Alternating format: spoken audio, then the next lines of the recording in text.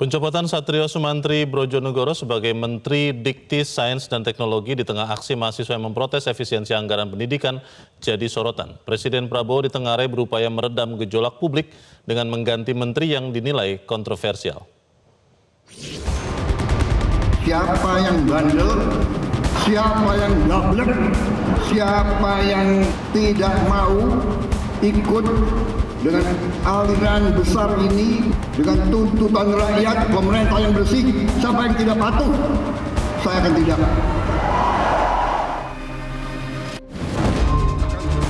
Peringatan yang disampaikan Presiden Prabowo Subianto untuk merombak Kabinet Merah Putih bukan isapan jempol belaka.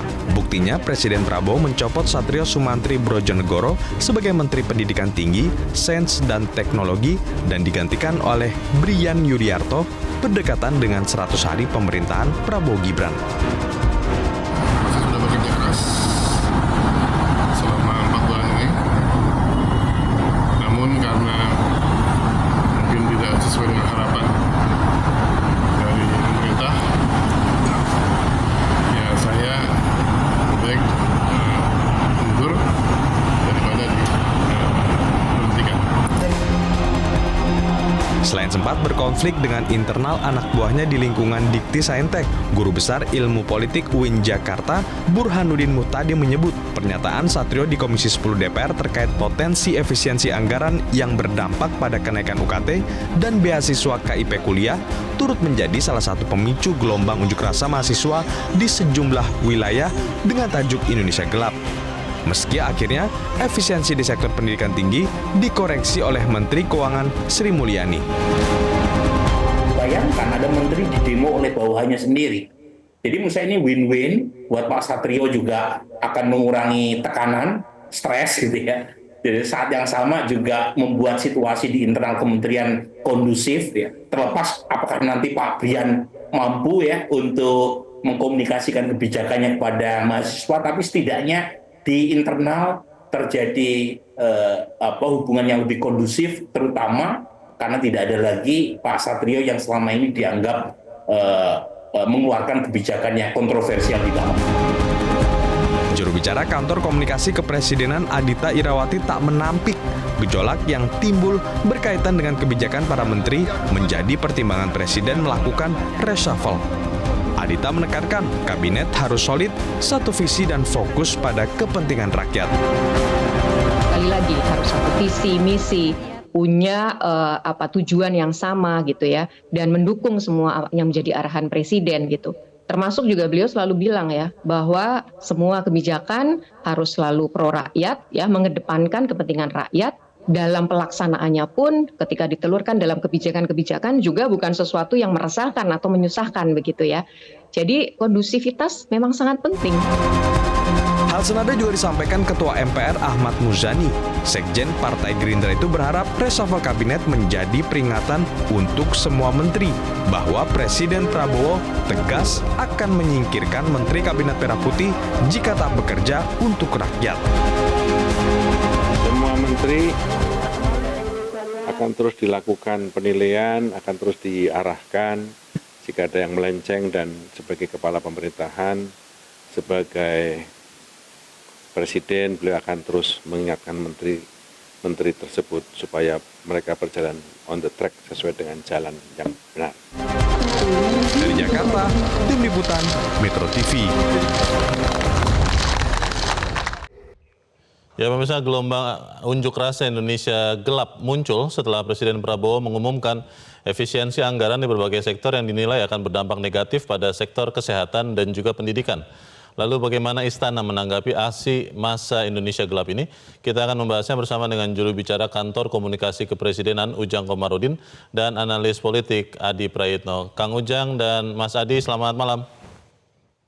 Selamat malam Bang Leonard, Bang Adi, Assalamualaikum. Selamat malam, Bang Leonard, Bang Ujang. Ya. Saya ingin langsung ke Kang Ujang. Kang Ujang, apakah benar pergantian Mendikti Saintek itu adalah jawaban pemerintah terhadap aksi massa Indonesia Gelap? Ya, kami tentu mempertimbangkan apa yang menjadi aspirasi dari seluruh rakyat Indonesia. Semua komponen bangsa termasuk mahasiswa itu tentu dipertimbangkan apa yang menjadi aspirasinya. Kalau kami melihat catatan-catatan para menteri, itu tentu Mendikti-Saintek ini agak sulit ya untuk katakanlah lanjut menjadi menteri ya. Artinya memang dilakukan pergantian ataupun diresapel karena bukan sekedar tuntutan yang dilakukan oleh mahasiswa, tetapi ada demo ya di internal mereka. Ini kan menjadi sesuatu yang kurang pas, kurang cocok ya terjadi pada pribadi sang menteri. Tentu kami melihatnya bahwa prinsipnya ini negara demokrasi, siapapun bisa mengeluarkan ya aspirasinya, pendapatnya di muka umum, dan dalam konteks itu kami pemerintah, Bapak Presiden dan para menteri tentu terbuka terkait dengan aspirasi-aspirasi itu.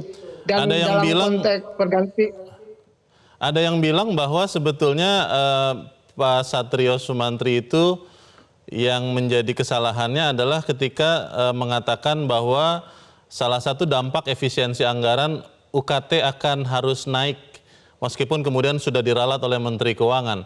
Apa benar demikian, Kang Ujang? kami perlu jelaskan, Bang Leonard ya, ada 4 hal ya yang perlu kami jelaskan, 2 saja yang paling penting nih.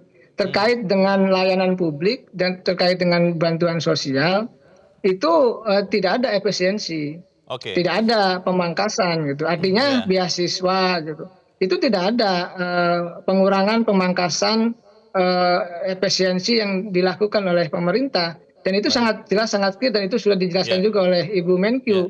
Oleh karena itu kami memahami ini adalah kelihatannya salah tafsir ya dari kementerian dan lembaga yang salah menafsirkan Impres nomor 1 2025 yang tentu itu memicu teman-teman mahasiswa untuk melakukan demonstrasi. Sekali lagi ya kami melihatnya bahwa ini adalah kebijakan yang menurut hemat kami apa yang dilakukan oleh Bapak Presiden itu yang terbaik untuk bangsa ini.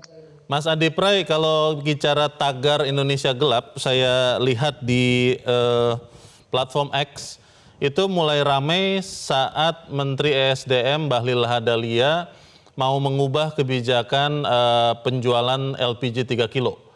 Ketika kemudian kebijakannya dianulir oleh Presiden, kemudian tagar ini turun, lalu beberapa hari belakangan ini kembali naik dan kemudian diikuti dengan aksi di jalan, karena salah satunya soal efisiensi anggaran.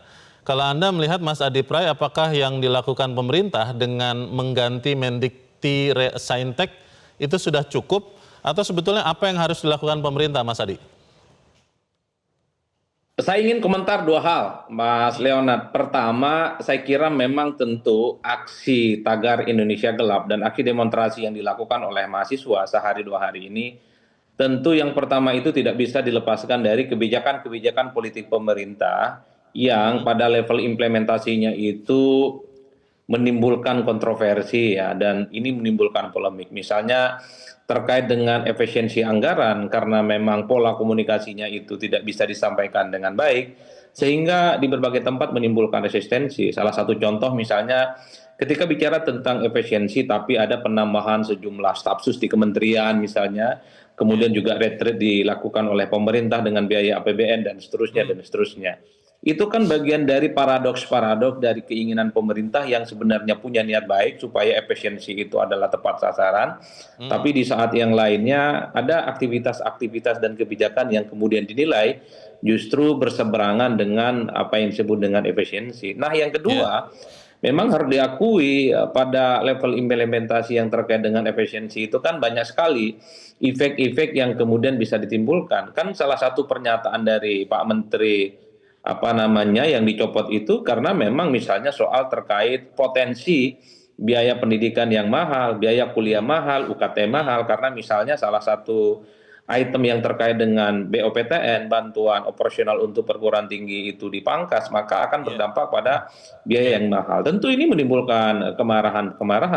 Pada saat yang bersamaan misalnya ketika ada efisiensi supaya subsidi tabung gas 3 kg itu harus tepat sasaran, tapi yang kemudian disasar adalah pedagang eceran dan pedagang kelontong, yang tidak boleh berjualan, itu yang kemudian menimbulkan huru-hara, yang kemudian membuat bagaimana persepsi publik terhadap kinerja sejumlah menteri pembantu presiden itu memang cukup negatif. Jadi kalau saya membaca rata-rata secara umum, jadi niat baik pemerintah melakukan efisiensi, mengurangi anggaran, tapi pada setting bersamaan praktik-praktik yang ditimbulkan itu adalah justru sebaliknya. Ini yang saya kira kemudian membuat. Mas Adi, masalah utamanya itu lebih ke hanya komunikasi saja yang tidak terang benderang kepada masyarakat, atau memang kebijakannya sendiri yang kita melihat suka ya kontradiktif begitu antara yang dikatakan dengan yang terjadi. Yang mana Mas Adi? Saya kira saling berkelindan, Mas. Pertama, harus dikomunikasikan sejak awal bahwa soal niat efisiensi itu tidak akan menyentuh persoalan-persoalan penting yang dihadapi oleh rakyat. Misalnya pendidikan tidak akan disentuh, rakyat di bawah tidak akan tersakiti, soal LPG tabung gas 3 kg tidak akan membuat masyarakat sulit. Tapi pada saat yang bersamaan, praktik dari efisiensi itu tidak dibarengi dengan hal-hal yang juga dilakukan pemerintah yang sifatnya efisien. Jadi pengangkatan sejumlah stafsus, kemudian retreat dan seterusnya itu kan menjadi kritikan. Ini bahasa lain dari efisiensi, ternyata ada pengangkatan stafsus. Dan bagi saya pencopotan kementerian tinggi riset dan ristek tidak menyelesaikan persoalan. Kemarin dicopot, tapi hari ini justru timbul demonstrasi yang justru semakin membesar. Bukan hanya di Jakarta, tapi di berbagai tempat. Ada di Solo, ada di Malang, ada di Surabaya, ada di Makassar. Artinya apa? Ini kan sebenarnya semacam pesan politik ya, bahwa kebijakan apapun yang dibuat oleh pemerintah jangan sampai berdampak kepada masyarakat yang ada di bawah, terutama mahasiswa, kelompok-kelompok kelas bawah, akar rumput dan seterusnya. Jadi intinya jangan sampai ingin pemerintah itu efisien tapi dampaknya kepada masyarakat itu terutama yang di bawah semakin sengsara. Mas Leonard, saya kira di situ poinnya. Iya, Kang Ujang, kalau saya ngecek barusan di akun X, itu trending topik Indonesia Gelap sudah tidak ada tagarnya. Mungkin berarti kantor Kang Ujang dan kawan-kawan cukup berhasil ya untuk menurunkan tagarnya. Tetapi ini kan demonstrasi masih terjadi ya. Nah ini apakah kemudian pemerintah akan melakukan langkah lanjutan untuk menjawab unjuk rasa dari mahasiswa dan beberapa teman ini, atau justru ya sudah merasa cooling down sajalah? Bagaimana Kang Ujang? Bang Leonard, ya tadi Pak Mensesnek mengatakan berterima kasih ya mahasiswa berdemonstrasi, dan itu kan sebagai bagian daripada kita menguatkan demokrasi bersama-sama. Tidak pernah dilarang mengeluarkan pendapat di muka umum. Dalam masa pemerintahan Pak Prabowo Gibran tentu demokrasi akan kita perkuat bersama-sama. Nah perlu kami jelaskan juga banyak program-program yang sudah dilakukan oleh Bapak Presiden. Tetapi memang ya ada juga katakanlah pihak-pihak yang kurang sepakat atau kurang setuju mengkritisi kebijakan-kebijakan kami. Apa yang kami lakukan hampir semuanya untuk kepentingan publik. Kami kasih contoh ya, kebijakan diskon listrik 50%, itu bagaimana menyasar orang-orang yang tidak mampu. Lalu subsidi pupuk itu yang tadinya sedikit diperbanyak, dan jangan lupa yang biasanya petani sulit mendapatkan pupuk hari ini sudah dipercepat jalurnya. Yang lalu juga penurunan harga tiket Nataru 10%. Jangan lupa juga kredit UMKM petani dan nelayan diputihkan hutangnya. Itu juga kebijakan-kebijakan yang pro rakyat. Jangan lupa juga MBG sekarang sudah penerimaan manfaatnya 770.000, bahkan di Juli akhir nanti kami ingin bertambah 6 juta, bahkan di akhir Desember 2025 itu 15 juta. Lalu cek kesehatan gratis. Ini bagi kami ini kan program-program yang betul-betul untuk rakyat, dan ini bagian daripada kita untuk mengefisiensikan anggaran yang kepentingannya adalah untuk kepentingan publik. Baik. Ada kita bangun argumen yang kuat ya, agar kita sama-sama berdiskusi. Bagaimana misalkan kita efisiensikan kurang lebih 44 triliun anggaran ATK. Nah kalau anggaran ATK ini kita bisa berikan untuk membeli gabah petani, jutaan petani bisa kita selamatkan, bisa kita angkat derajatnya. Mungkin kita Kang bangun sekolah. Ya, mungkin Kang Ujang harus dan teman-teman di kantor komunikasi kepresidenan harus lebih sering lagi muncul seperti ini di media massa nasional supaya yang tahu itu bukan hanya Kang Ujang dan kawan-kawan, tapi masyarakat tahu apa yang sudah dikerjakan pemerintah. Tapi terima kasih juru bicara Kantor Komunikasi Kepresidenan Ujang Komarudin dan analis politik Adi Praitno sudah mencerahkan kami. Selamat malam Bapak-bapak. Jelajahi cara baru mendapatkan informasi. Download Metro TV Extend sekarang.